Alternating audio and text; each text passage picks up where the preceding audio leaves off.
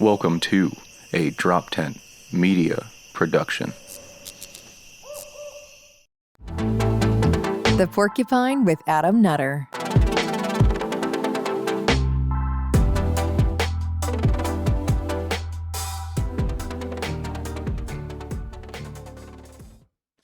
What is up, fellow porcupine? That's lame. I shouldn't say that. I don't know what to call you guys yet, but it's not that. It's not that. I promise. I'll make it something better. That's lame as fuck. But welcome to the Porcupine. Thanks for joining episode number 10. I am Adam Nutter, your host. Real quick off the bat, there's some upcoming show dates for you guys. So you guys come out and watch some comedy. It's a great time. This Thursday. Oh, shit. So if you're listening to this today, which would be Thursday, because it comes out Thursday. So today I'll be at 8 Ball Comedy in Astoria, Queens, New York, 8 p.m. show. Come on out. So if you listen to this early, come out to that show if you're in New York. And then, for all you libertarians out there, of course, listening to the show, I'll be doing the Tower Power Hour podcast August 2nd, 9 p.m. Check that out. That's going to be a shit show, fun time. And then I'll be in Steiny's in Staten Island on August 11th, 8 p.m. And then, of course, the Pop In, August 14th, 2 shows, 7:30 and 9:30 p.m. Come on out. That's Chalfont, PA, right outside of Philly. It's a great time. We run that room once a month. It's so much fun. droptent.com/events for all your tickets, for all that shit. Go on, get it out. Come on out, have a good time. Smoke some weed together. It'll be good. I promise. All right, I am done with that stuff. Guys, my guest today is the great and wise Todd Hagopian, everybody. How are you, sir? Very good. Thanks for having me. Oh, Todd, thank you so much for coming on. So Todd, real quick, I just ask all my guests this because I think it's important for people who might not know who you are, which of course everybody knows who you are. I'm the person who no one knows here, so of course everybody knows who you are. But for those who might not, what brought you into the LP? Like, what's your little background into the foyer of liberty and freedom, and what got you here? Sure, absolutely. A lot of people have that one moment where they go from either GOP or Democrat to LP. It wasn't really like that for me. It was probably in the 2010 timeframe when Ron Paul and Justin Amash were both starting their runs and having, some success. I was in southwestern Michigan, very near where Justin Amash was running.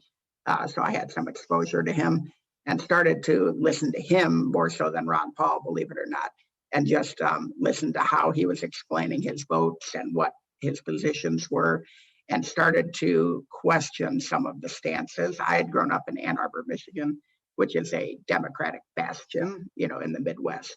And I was a super conservative, and I had developed some really sharp elbows. I knew how to make every conservative argument as hardcore as you could possibly make it. And with Amash, I started to come around and question some of those arguments, figure out if I really believed them. And it was really a slow evolution over 4 or 5 years that got me to the point of being really close to libertarianism. I considered myself a libertarian Republican. I actually didn't even know the Libertarian Party existed because it just wasn't relevant in that area of the state. I literally didn't know it was there. So I was part of the Tea Party and then moved towards libertarian republicanism. And then as Donald Trump, as it became clear that he was going to win the primary in 2016, I went out searching and looked at all the different platforms out there and realized that there was a Libertarian Party and it really believed just about everything that I believed in. And that was enough for me to make the switch. So that's how I finally became a registered libertarian and a part of the party. Interesting. So you, most people are like, yeah, I heard of Libertarian Party, but I don't know what it was. You were like, I didn't even know it existed until 2016 or around that time. Wow, that's really interesting. Yeah, I mean, I could not name a candidate that ran for the Libertarian Party prior to that. It just was never, and it might have been because I was so conservative, that it never just entered my mind, or that they just weren't big on that part of Michigan. You know what I mean? Right. They definitely weren't in Ann Arbor where it was super liberal. You know what I mean? And then southwestern Michigan, there just wasn't a whole lot of politics to begin with. So it wasn't until I moved to Ohio in 2015 when I really started to get exposed to the party. Okay, so two things. So something interesting that I've been noticing, that especially I've been talking to a lot of people on this podcast, and even just people out just in the country. I noticed a trend. I don't know what it is. And I'm sure it's, again, I'm painting with a broad brush here, but I've noticed that you always see a lot of liberals or progressive Democrats leave progressivism or liberalism, whatever, and go to liberty or even go to the right. And you see a lot of people on the right go to liberty movement, but you never see anyone in liberty movement to the right go to the left. Ever. Yeah. Why? I wonder why that is, but you could turn a lefty right, like way easier than you can a righty. It's a very fascinating thing. So I'm noticing that a lot, that people kind of go either liberty or right leaning. I think it has something to do with the finance aspect of politics. So once you become a fiscal conservative, it is hard to become a liberal, fiscal liberal. You know what I mean? Once you understand money, once you understand debt, once you understand the fact that we are spending too much and taxation hurts businesses, you can't unlearn that stuff. Whereas you can look at social issues and evolve your view as you meet more people and are exposed to new ideas.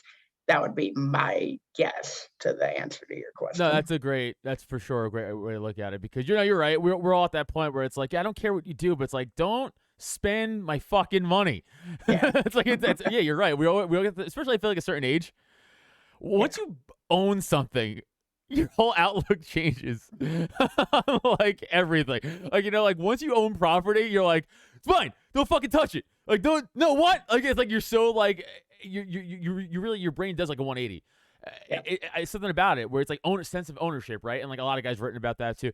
But something else you touched on was like economics, right? And like that's why I always say, like, go read Basic Economics for everybody out there. I know it's like a Libertarian 101 book, but like for anybody who doesn't really get money, like I don't really understand money any more than the next guy does, but you read Basic Economics, you read some other stuff about stocks and how that's bullshit, and like how fiat currency is just bullshit and it's evil, and you're like, oh, and all of it starts to make a lot of sense to you. But the Basic Economics, that's a great, I would say, gateway into like really opening people's eyes and to be like, oh, I get it, we just can't take, you just can't print, you just can't get, which is the problem we're gonna have now, which is I'm assuming we're probably going to see another 2008 type recession probably soon.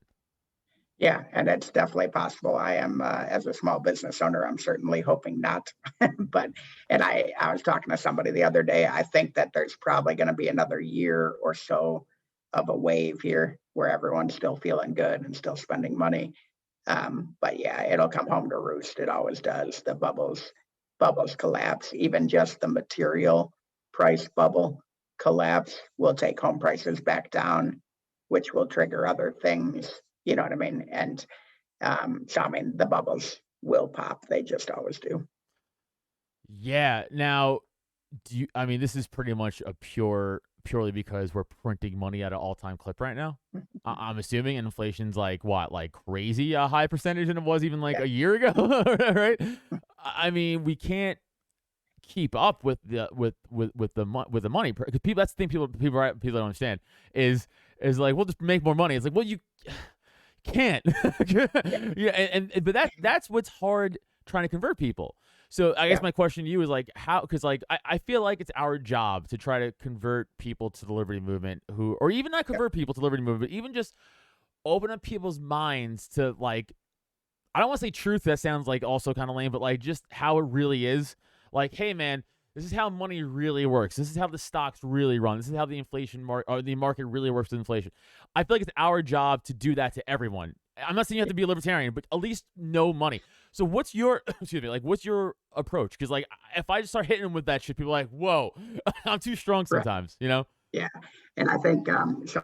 One thing first, we're not in quite as bad a position as people think we are. We may get there, but we are at 5.4% inflation. It's my understanding that 2.7% of that is actually just us rebounding from the drop that we had in COVID. So 2.7% is kind of the real inflation number, which is still 50% too high, right? So it's still way higher than we need it to be.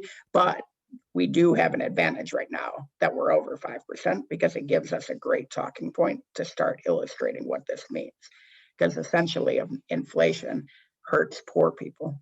Right. And poor people tend to understand that having less money is bad for them.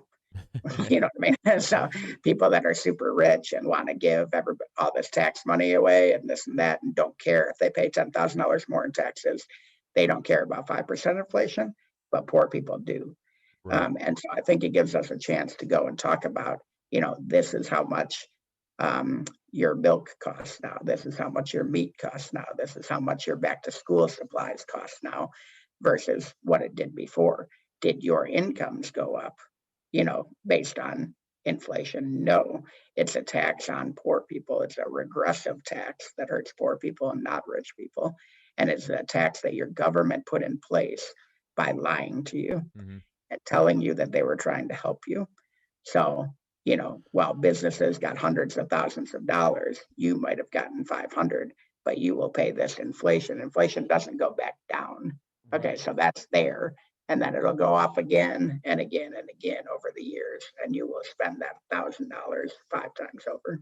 I think there's an important distinction there that you said that a lot of, I think, people who are unaware of how it works don't understand what you just said, which was, oh well, I don't have to pay more in taxes, because when they hear taxes, they think, oh, April 15th I have to pay. They're like, no.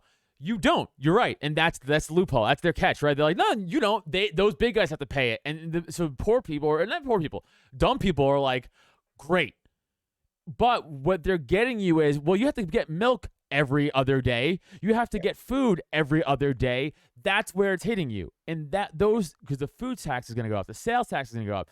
So they're going to hit you way more throughout the year than they are that one rich guy for that 10 grand. Yeah. Which is what people don't understand. And by the way, they put in all these, one-time things where they're giving bigger child credits and stuff like that right now. So you have, you're a poor person, you've got 4 kids, you might be getting some $13,000-$14,000 tax credit this year and probably next year. You know what I mean? And then suddenly that's going to go away. And you're going to have a $10,000, or $8,000 reduction in your tax credit. Right, And that's going to hit you. You know what I mean? And that is a tax. So these things are the things that we have to show them, is that they are putting temporary measures in place to make you feel like you're not being taxed. But when this comes home to roost, you're going to be paying more every single week at the store. You are going to be having these tax credits be removed from you or even paid back. People don't realize these checks for the child tax credits are a portion of their return that they will no longer be getting in April. They're just getting it early, and things like that. So just stuff that we need to start talking about so that people can understand that yes, you're paying it. You're just paying it in different ways, and even worse, instead of raising your taxes, they're just lying to you and hiding it from you. Mm-hmm. Yep, it's a big, right. You're right. It's just a big hide game. It's hide and seek. It's hide and seek with money. It's just all constantly shuffling around, loophole fills. It's like, oh, we're not charging you for this, and then it's like, we're actually going to charge you for this instead now, double more than we would have normally for the other thing, or whatever A, B, it doesn't matter, whatever top product you want. Yeah, it's absolutely wild. But yeah, I feel like it's our job to tell that to people. Like, you have to understand, if you make less money, taxes hurt you more. Because again, it's not about April 15th. It's about the whole year. Yeah. All right. I do want to touch on, obviously, you and I are Mises guys. And I know you, I believe, jumped on the Mises train a little later than I would say me or other of us will, which is fine. We'll allow it, Todd. Well, we talked about it. We met. We said we'll let Todd in. No, get it. No, but so what made you, and I know, but again, for everybody out there listening, what made you finally be like, all right, listen, I'm done with the games. I'm done with the party. I'm done with the other caucuses. Mises is what's up. I'm going full blown Mises. Yeah. So, I mean, again, I haven't been a libertarian even that long, right? So it's 2016. I came in as a pragmatic, as most libertarians do, because they just came from somewhere who was big government and they're sliding into the liberty movement. So I came in and I was part of the pragmatic caucus. Again, didn't know much about the other caucuses. I don't even think Mises was around really until 2017, 2018. And so I had never heard of them. I was an Austrian economics guy, but that fit in pragmatic. There's nothing Right. not pragmatic about that. You know what I mean? And so as I slowly started getting a little more and more minarchist, so I'm still not anarchist. I know a lot of folks are. I'm more of a minarchist. But as I slid towards that direction, I started looking at the different caucuses and decided I wasn't really going to be active in any of them. I was convinced to run for chair in 2020. That happened in 2019. I announced and started running for chair and got to know Josh a lot better. We had always been kind of Twitter, acquaintances, but got to know him good and bad during the race, right? Because you're running against each other. But after I dropped out, I endorsed him and got to know him even better. And then a couple of months after that is when I officially joined the Mises Caucus. And it all came down to they were actually doing a lot of the things that I was promoting, which was taking the 34 planks and trying to narrow it down to a select few that could be very easy to sell to people and to recruit off of. And so the property rights plank, the anti-war plank, the drug decrim plank, and the Austrian economics just felt to me like the things that I could get passionate about and actually recruit on. And so that's what I decided to come over to Mises, and it's been a great journey. I've made a lot of great friends. I think obviously the caucus has taken off since 2020. We've seen explosive growth over the last 2 years, and it's just been a great experience. Yeah, no, I'm always psyched to be a part of it. I'm glad you're a part of it now. Yeah, I think what they put out at the beginning of, was it this year? Or I think January of this year, I want to say, the Mises Caucus. It was an email, and it was like, we're going after these 5 things. It might have been this year or last year. My brain shot. But it was like, we're end the wars, end the war on drugs, end the lockdowns, and protect against police brutality, protect against rioters. Like this is the stuff we're focusing on. Stuff that meant money, the stuff that matters, not what bathroom you can use or the fuck. It's not important. We have other important things way more pressing in society, like way more pressing than that. It's like we have, again, cops running around. Do you see that video that Scott Horton put out? These 2 cops beat up a homeless guy and murdered his dog in the streets. And it's like, cool, great job. Good job, tax dollars, by the way. Tax dollars. Like, that's what I'm saying. You know what I'm saying? It's like people don't get that. This all goes to the hurting poor people. There wasn't a rich guy they beat up and shot his dog dead in the street. It was a mentally ill homeless guy who wasn't really causing a problem to anybody. And they're like, well, this is solved now to them. That's the issue. But again, let's go back to Mises stuff. So I feel like, that's very important stuff. What is your take on all the hate, man? Like, how do you combat it? Because how I do it is, again, I don't have to be as professional as you. I'm a comic. That's why I tell all everyone in the Mises Caucus who is running for office or running for a position, something of importance. I'm like, hey, let me be your foot soldier. You know what I'm saying? I'll get in the trenches, dude. I can't lose anything. I'm a comic. I'm garbage. Let me talk shit. I'll be that guy. So how do you deal with the haters in the Cathedral Caucus and all, and then the straight up just lies and slander, because that's what they are. There's no truth behind them. There's lies and slander and doxing of our caucus. Yeah, well, I tell people, first of all, each individual in the caucus doesn't represent the caucus as a whole, right? The caucus has a platform. So unless you're referring to the platform, then I don't really care what example you bring up of certain person that said something in a random tweet that I don't know the context of. You know what I mean? And I'm not gonna comment on individual beliefs, because everyone's allowed to have their own beliefs. Do I make tweets about all 34 planks of the platform? Yep, because I believe in them.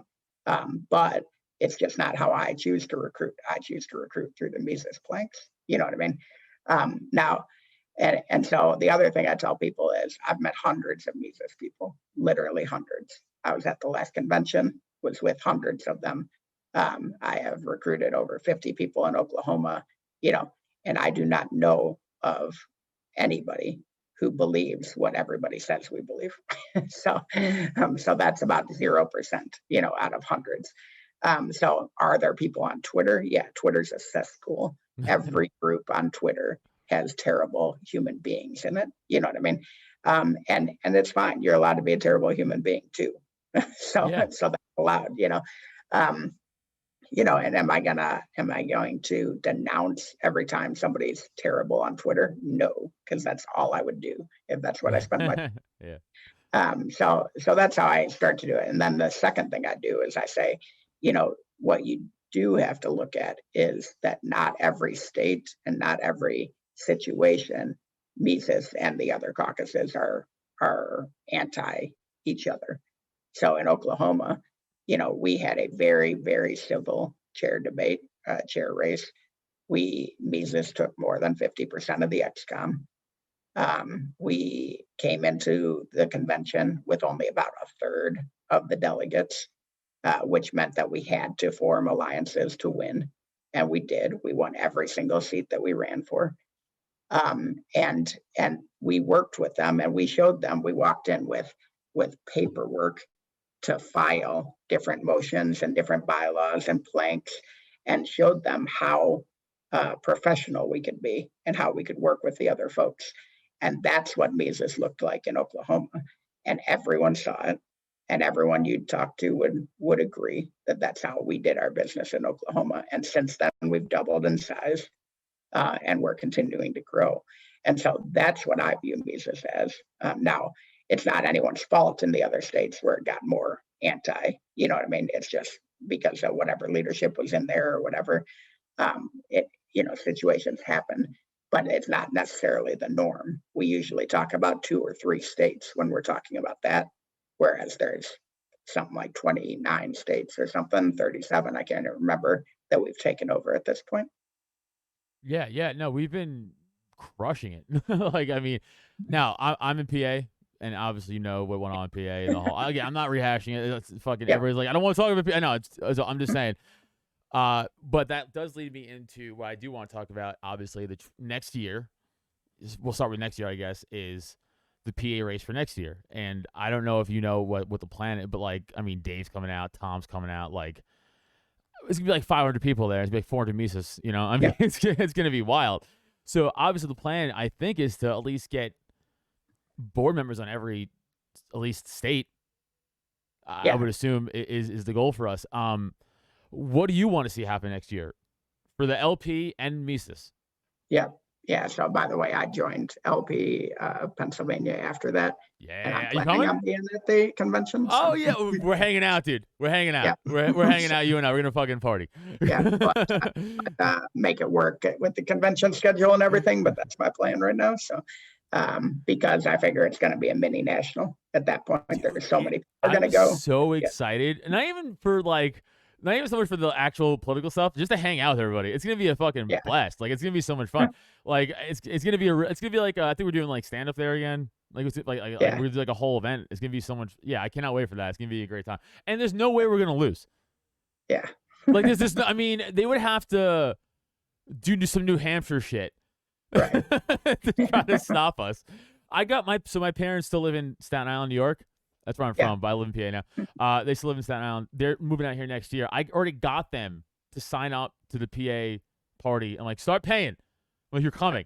I'm dragging you out to fucking the middle of nowhere in March next year, in cold ass March in the middle of nowhere, PA, and you're gonna vote these assholes out who lied. Yeah, it's amazing the good work that the National Mises has done in starting to gather all the information about when you need to sign up and when you need to do this. We're doing it in Oklahoma right now and getting everybody signed up as even for national delegates, signed up the way they need to be so that they can be national delegates next year. So, as far as what we're going to do next year, obviously state XCOMs are important and every state's on a different calendar. So it's just, I don't even know how many states are going to have XCOM positions open. I think we're only going to have regional spots open in Oklahoma. So our focus is twofold in Oklahoma. We're focusing on our national delegates and we're focusing on our committees. So get more of our folks on committee level positions, which were not up for election this past year, like the Judicial Committee and a few other things. And so anyway, national delegates is probably going to be the focus of the overall Mises caucus. And the idea there is we obviously have to have more than half in order to secure victories for the entire slate of Mises that'll be running. Or we can have a third and have coalitions, which is probably the more likely answer, which I think we all need to think about. And I think Michael's done a really good job working with the radicals and trying to find, some lines of communication and things that we can work on together. And I think that's a great idea because that stops us from having to win 50% and then force everybody out. And the coalition building is exactly what we've preached, and we should do that. So in our state, we're probably going to have 12 to 14 delegates, and we'll probably be looking for 9 to 11 of them to be Mises. And chances are we might leave 3 spots open and just allow for other people to be elected, you know what I mean? And not force even if we had 51% of the delegates at the convention, we may do that. And that's in the spirit of, working together and building alliances. And I think there's ways that we can do this and maintain good relationships with everybody and still show up at the convention with 50 some odd % of the delegates. And I really think that that's going to happen. And I think we'll get our slate elected. And I believe our slate's coming together pretty well. No, that'd be great if that all worked out in our favor. What do you think about Angela's chances of winning the chair? Yeah, I think Angela's going to win. Yeah, I think, same. First of all, I don't know of any Mises people that are going to vote against her, right? I've heard almost nobody. So, I mean, there you got 30 to 60%, depending on how we do on the delegates. And then on top of that, I know a lot of people that aren't Mises who love her. And the fact that Joe ended up exiting helps us, just because it would have been harder to run against an incumbent. And I'm not sure that Whitney's going to run. I have not heard either way. I have a question for you. How is she? Isn't she still the chair of Texas? He is still the chair of Texas. How does that work? Is it not a conflict of interest? I don't know about conflict of interest, but it's obviously hard to be a chair of the largest state or one of the largest states and be a chair of national at the same time. I can tell you that we have had very good experiences with Whitney. She's our regional rep, or was our regional rep. I have nothing against Whitney whatsoever. If she were to run against Angela, I'm 100% Angela. You know what I mean? Yeah, for sure. And I don't get the feeling that she's going to run, but I don't know her. I don't know her. I've just met her. But she's attended a couple of our conventions and helped us when we needed it. And I mean, she's, I have nothing but good things to say about Whitney outside of, abstaining on some key issues that I think she should probably voted on at the national level when that was going on. I don't like abstentions. I think that's a weak stance. And I wish she had not taken that weak stance. But outside of that, I mean, as a person, as a leader, I've seen good things from her. But Angela would beat her. So. No, for sure. I obviously I hope Angela wins. That'd be key for, and then also Angela's like great. Like she is great at like also like getting everybody together, like gathering people together and like, hey, let's all stop this shit. Let's come on. Like she's a unifier. And people it's been interesting. I've heard her reach out to people. Like I know people on the left side of libertarianism that have told me, hey, Angela reached out to me and we're working on this together. And she wanted to know how this message would resonate. And I mean, those are things that we've never had in a candidate, of people reaching across the aisle and not just slinging mud, because people so far haven't slung mud at her to a certain degree. You know what I mean? So it's allowed her. Announcing this early was a really good move because it's allowed her to take the high road early on and reach out to a lot of people before everything gets heated.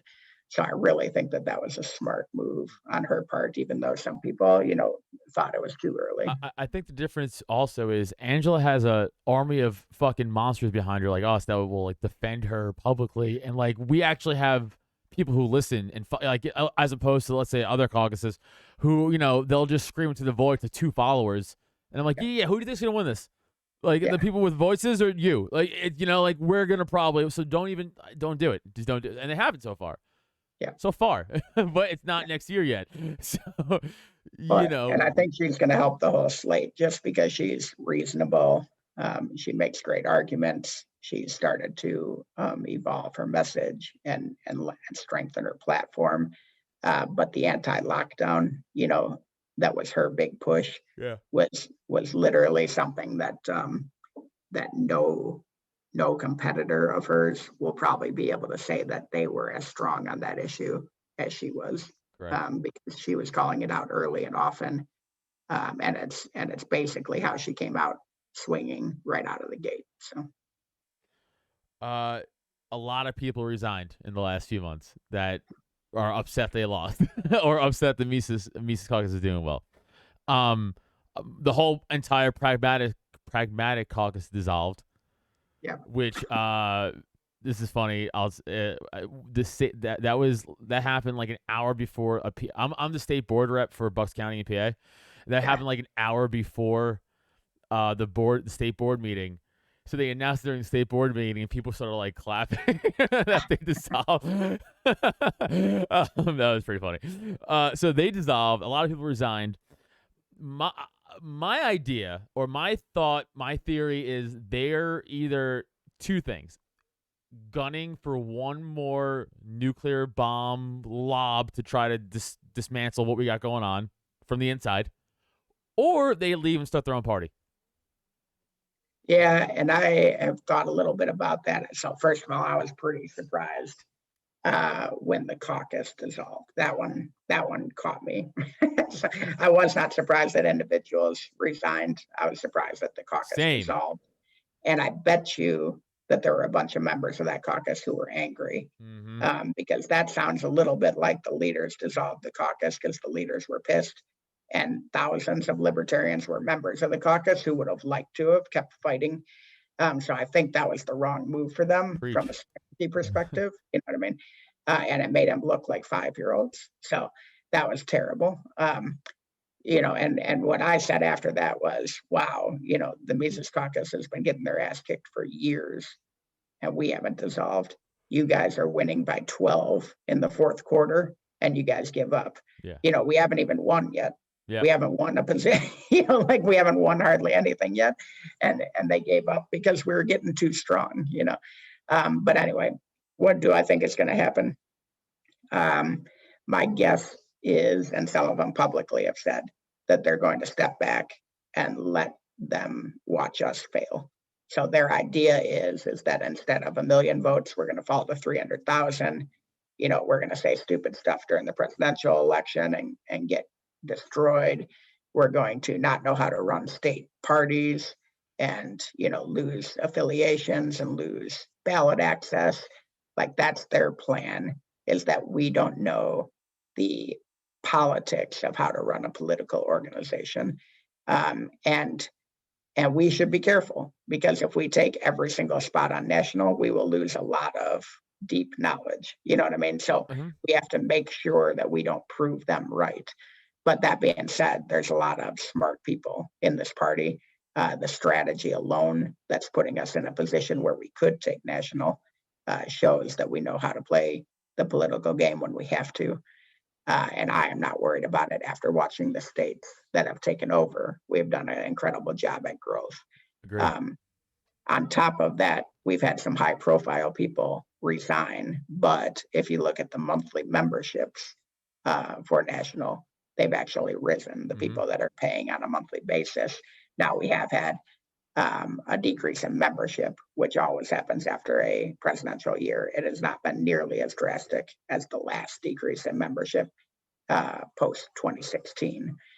But I think that it's more the high profile people who have been around for a long time and are pissed that their caucus is losing than it is the general members at this point. Yeah, you also said something interesting when you're like, they think that we can't run a political party. It's like, you can't. What are you talking about? It's like, what do you haven't been. That's what makes it very annoying, and you just want to grab by the fucking throat and be like, you are not making sense. You're being hypocrites. They haven't done shit. The fact that they have the balls to look at us and be like, you guys want to know how to debate. You haven't been on a debate stage yourself. Yeah. How do you know? Yeah. I didn't see Jorgensen up there with Biden and Trump. She was on the sidelines with us. Like, what the fuck are you talking about? It's the fact that they really think, like Dave, hate Dave, whatever. The fact that you can't objectively be like, well, Dave's at least a great public speaker is bullshit. Right. But that's what we're dealing with. We're doing a lot. You can't. It's like this is why I tell my wife sometimes. I'm like, you're arguing like a kid. You know what I'm saying? Like it's like little kid argument logic where it's like I'll just not make sense, but it makes sense to me, so it has to make sense to you as an adult. And it's like, no, it doesn't make sense at all. So I'm just gonna make it not make sense. Like, you know, like it doesn't. No. Like, we don't have to go by your game, dude. Like, little kid. It's like, we're the adults. You don't know what you're saying. We don't know what we're saying either. But let's have a fucking chance at it. Let's get Dave up there. Let's get him debating. Let's try to get him debate. Let's try to get him. People follow him. He has a fucking name. He has a following. He has a cause. He has a purpose. People know him from comedy. People know him from Fox News, CNN. So they know him from mainstream media. They know him from alternative media, and they know him from comedy. He has a giant following. Legion of Skanks and Part of the Problem, his two podcasts, get way more views and downloads than any CNN show or Fox News show. So the fact that these people think like, oh, we're going to run so-and-so from fucking so-and-so. Yeah. Great. What does that mean? Who are they? Yeah. No one cares. They don't have a voice. They don't have, again, you have to have a following, but they don't have the voice. They don't have that bravado. Dave does. Right. So the fact that they're going to sit there and be like, well, Dave can't. Dave will run circle, and not because it's Biden and all the jokes about Biden being just gone mentally. If it was put any Democrat up there, Kamala, he will run circles around her. He'll run circles around DeSantis. I mean, anyone. It's not even close. But the fact that they don't want to give him that chance tells us everything, right? Yeah, and I think even the fact that the National Party seems to play favorites about presidential candidates this early is confusing to me. So I think it was, was it your state that invited Scott Horton but didn't invite Dave, or was that I can't remember. So but yes, anyway. So we had Scott was there. I met Scott for the first time. He's super awesome. So they turned down Dave, Maj, Jeff, everybody except, and they reluctantly took Scott. Yeah. Because I mean, what are you gonna be like? No, the anti-war guy can't come talk anti-war at a libertarian fucking convention. Right. Like, I mean, you know, it's what do you? They said no Tom Woods. I mean, they said no everybody except Scott. And then finally, the LNC allowed for Tom Woods to come and speak at a convention, at the LNC convention, and I thought that reaction was hilarious. If you remember, you know, thousands of people, supposedly probably 10 people. Went nuts and told him, you know, that they needed to stop it, even though he's been a speaker at conventions in the past, but now he's affiliated with the Mises Caucus. Therefore, now he's bad, but before he was good. You know what I mean? And so it's silly. I think that, and then their reaction, you know, to New Hampshire right afterwards just showed everyone a lot of what they were about, and I think people are sick of that. They understand that we are not the ones causing the division. They are causing the division. We are trying to actively recruit and get the party bigger. And no matter who the presidential candidate is, it's going to be better than last time. I can tell, you know, we're going to have 3 to 4 great candidates running and a lot of excitement. And we are going to be recruiting and bringing in a ton of people. And our candidate's going to be more competitive, even though obviously Hornberger was competitive last time. He was number one going into it. You know what I mean? But I mean, it's going to be a great race. And that is going to be good for libertarianism. That's what we have to understand. Yeah. I agree. I truly believe that if Dave runs, quote, you know, if Dave runs and whoever he VP, whatever, I don't see them losing like our nom, like the nom. I don't. I think, but especially by it'll be 2023, right? Yeah. That's when he'll get. That's when we'll find out who. No. 2024 is when we'll find out. Okay, so 2024 is when we find out. Okay. Oh, that makes more sense. Okay, yeah. So 2024. Yeah, all right. I'm done. So 2024, we find out. So I think so. That's 3 years from now. Think of how much people that Dave's pulled in and Mises has pulled in since for the last 2 years, 3 years now. Tack 3, it's only going to amp up. So Yep. you're going to have way more people now voting and at the convention. And for whoever's allowed to vote is going to be able to vote. And I just, again, the other sides, all caucuses, even the ones I like, the other ones I do like and get along with, even they don't have anywhere near the numbers we do. So this isn't a shit on them. It's just that I don't see us not having the numbers because I don't see anything out of the other side's growth wise. Yeah. Yeah. And even if you put aside the prags or the radicals for a minute, one thing I've always heard from the left libertarians is we don't have that one voice. You know what I mean? That one voice. And I think all three of those groups right now don't have that one voice. You know, we don't really know where Spike fits into the mold. He's just kind of well liked across most of the caucuses, but there's not like a radical candidate. There's not a Prague candidate unless it's maybe a Mosh, and there's not a left candidate. And so Dave's got a huge advantage in that he's put his name out there in a big way, and he's got a platform to recruit.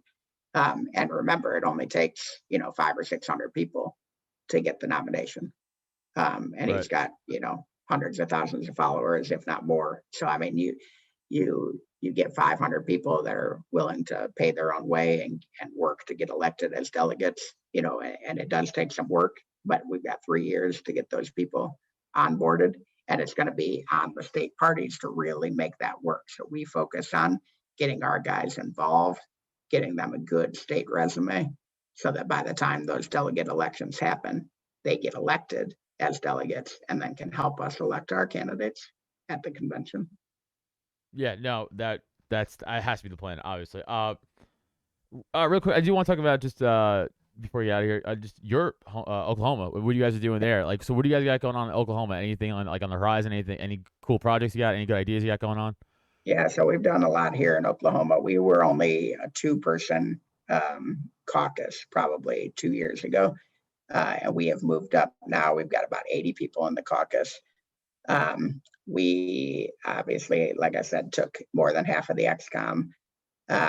We did a big 3 project where we got the three largest counties in Oklahoma back up and running or affiliated for the first time. So we started 3 large county affiliates, got those going. We're currently working on trying to fill 10 state executive or statewide election spots. So next year is an interesting year in Oklahoma where there's governor, senator, and then actually 8 statewide positions. And in Oklahoma, you need 2.5% in a statewide position to get ballot access for the next 4 years. So the idea that we're trying to do is actually fill all 10 slots, which the Democrats don't usually do in Oklahoma. They usually pick and choose and only go after a few, which means that we would actually have more statewide candidates than the Democratic Party. And that's one thing we're really trying to push in Oklahoma so that we can start making the argument that it's time for the Democrats to become the third party in Oklahoma. And we're putting forward the effort, to become the second party. And really in these ultra red states like Oklahoma, you have a legitimate shot at starting to do that as your numbers get bigger and bigger. It's interesting. It's actually not a bad idea either. I guess you could do that in red states too. You could kind of play to like the population a little more and be like, you guys can kind of agree with us too, right?